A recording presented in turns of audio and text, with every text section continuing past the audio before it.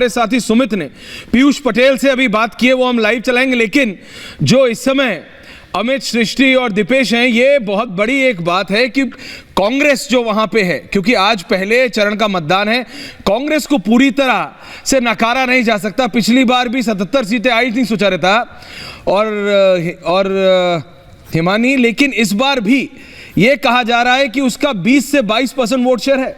हर्षवर्धन जी हमारे साथ स्टूडियो में आ गए। अमित, मैं आ रहा हूं आपके पास, लेकिन हर्षवर्धन जी, कांग्रेस को पूरी तरह नकार देना ये सही नहीं होगा।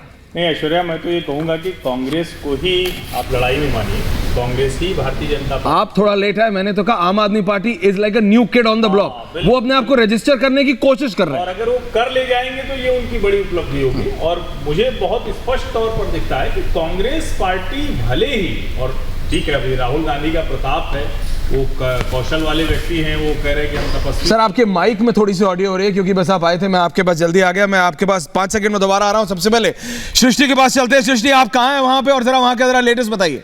सृष्टि पांडे हमारे साथी जी।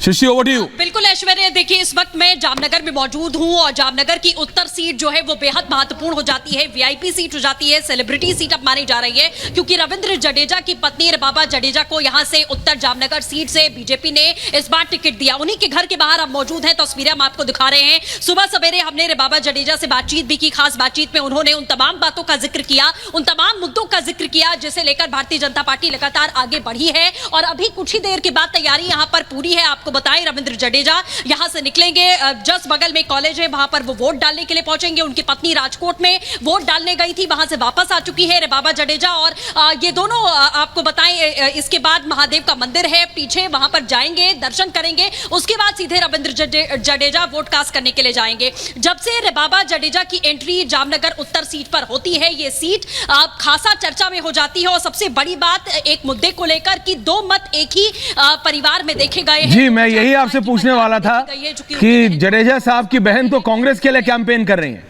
मैं यही आपसे पूछने वाला था सृष्टि कि जडेजा साहब की बहन तो कांग्रेस के लिए कैंपेन कर रही हैं, तो एक ही घर में कांग्रेस बीजेपी दोनों है, आपकी कमी खल रही है क्या?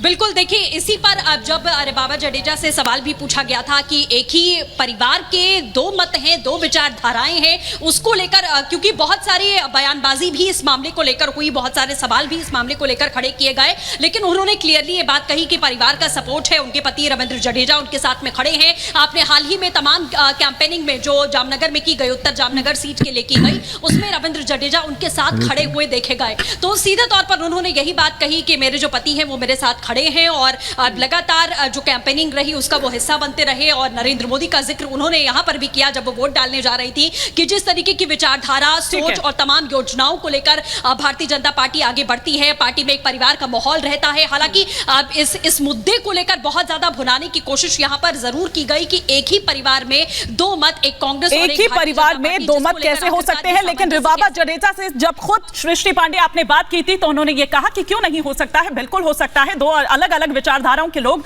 जरूर हो सकते हैं। मैं जरा अमित का रुख यहां पर करती हूं कि वहां पर किस तरह के मुद्दे जो हैं उस आधार पर लोग पहुंच रहे हैं, मुद्दे यहां पर नजर आ रहे हैं या सिर्फ मोदी मोदी नजर आ रहे हैं? अमित, बिल्कुल देखिए हिमानी, मैं दूसरे सवाल का जवाब दूंगा। आपका नाम क्या है? राजू भाई। राजू भाई, आपने वोट कर दिया? करना बाकी, अभी करने जा रहे हैं। किस मुद्दे पर राजू भाई वोट करेंगे? मौजूदा सरकार से संतुष्ट है काम से? हाँ जी, हिंदुत्व का मुद्दा सबसे बड़ा मुद्दा है, उससे संतुष्ट है, हम बीजेपी सरकार को वोट करेंगे। हम इस वक्त सूरत में हैं, यहाँ पर क्या डेवलपमेंट का काम सरकार ने किया है? किया है, बहुत अच्छा काम किया है, और रोड वोड सब अच्छे बन रहे हैं। फटाफट मैं कुछ और लोगों से बात करता हूँ। आपका नाम कैसा? ललित भाई जैन।